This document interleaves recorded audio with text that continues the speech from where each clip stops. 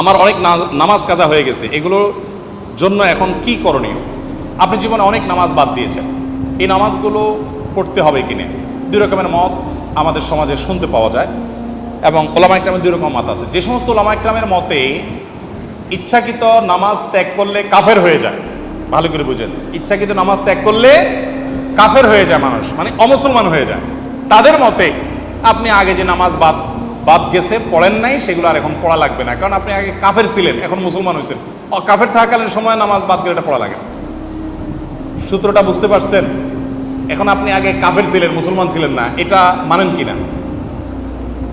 বেনামাজিরা যারা আগে নামাজ পড়েন নাই, তারা আগে অমুসলমান ছিলেন, মানেন কিনা এটা? ও, তো সেক্ষেত্রে আপনি আমি এই কথা এই জন্য বলছি, অনেকে বলে যে হুজুর, অনেক হুজুররা বলেন যে আগের নামাজ যেগুলো কাজ আছে সেগুলো আর পড়া লাগবে না।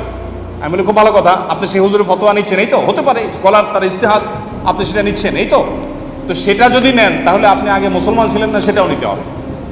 বলে না, সেটা তো নেব না, তাহলে সুবিধা মতো নিলে তো হইল না। বুঝেন নাই কথা? তো এই জন্য যে সমস্ত ওলামায়ে কেরাম, ওলামায়ে আহনাফ এবং আরো অনেক ওলামাদের মতে, ইমামদের মতে নামাজ কেউ পড়ে না কিন্তু তার ভিতরে অপরাধ বোধ আছে যে নামাজটা পড়া উচিত, আমি নিয়মিত পড়তে পারছি না, এটা দুঃখিত, আমি পড়বো, চেষ্টা করবো, আল্লাহ, তার ভিতরে অপরাধ বোধ আছে, সে নামাজের অপরিহার্য থেকে স্বীকার করে, এই ব্যক্তি কাফের না।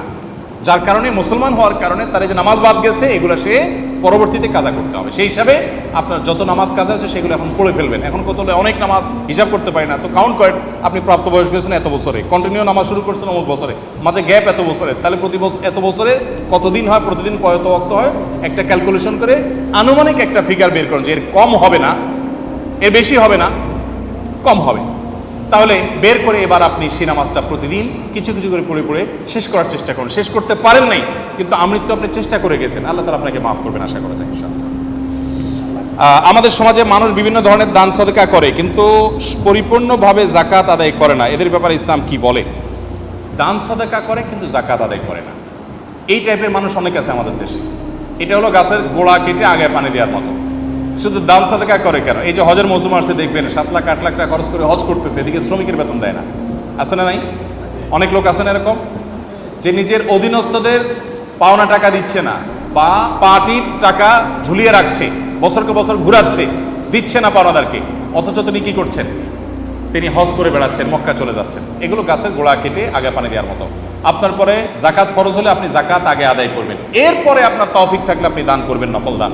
নফল দান কখনো জাকাতের বিকল্প হতে পারে না, এবং যার জাকাত ফরজ তিনি জাকাত না দিয়ে নফল দান করলে সেটা তার জন্য জায়েজ নাই, তার জন্য কাজ হলো জাকাত আদায় করা। এটা হলো লুঙ্গি খুলে পাগড়ি পরার মতো আর কি। লুঙ্গি খুলে যদি কেউ পাগড়ি পরে সওয়াব হবে না গুনাহ হবে? লুঙ্গি যদি খুলে ফেলে তাহলে তো 70 টাকা ফরজ ওইটাই তার বাদ হয়ে গেল, এবার সে পাগড়ি পরে কিসের সওয়াব কামাই করবে? ঠিক একইভাবে ফরজ জাকাত না দিয়ে আপনি নফল দান করছেন। অনেক লোকরা দেখবেন তার টোটাল অ্যাসেট কত, জাকাত কত আসে, কোনো ক্যালকুলেশন নাই, উনি 2 হাতে দান করে, কোনো মানে নাই। আপনি হিসেব করবেন আগে যে আমার টোটাল অ্যাসেট জাকাত এবল কিনা, থাকলে জাকাত এবল সম্পদ কত আছে, সেটা আমি কতটা দিচ্ছি না দিচ্ছি হিসাব থাকবে, এরপরে অতিরিক্ত আমি দিলে দেবো, না দিলে নাই। কিন্তু আমার জাকাতটাই আমি আগে দিলাম না, আর এদিকে আমি দান করে বেড়াবো, কোনো মানে হতে পারে না। পাইরেটেড সফটওয়্যার ব্যবহার করা কি যাবে? খুব দরকারি এবং গুরুত্বপূর্ণ একটা প্রশ্ন। আমরা যে সমস্ত সফটওয়্যার ব্যবহার করি প্রায় সবই পাইরেসি, তাই না? Pirated software. এই আসল সফটওয়্যারগুলোকে চর্যবৃত্তি করে, নকল করে, বিভিন্নভাবে আমরা যে ব্যবহার করি না কিনে, এটা জায়েজ তখন হতে পারে যদি কর্তৃপক্ষের সেটার ব্যাপারে অনুমোদন থাকে, আর যদি অনুমোদন না থাকে তাহলে এটা জায়েজ হবে না।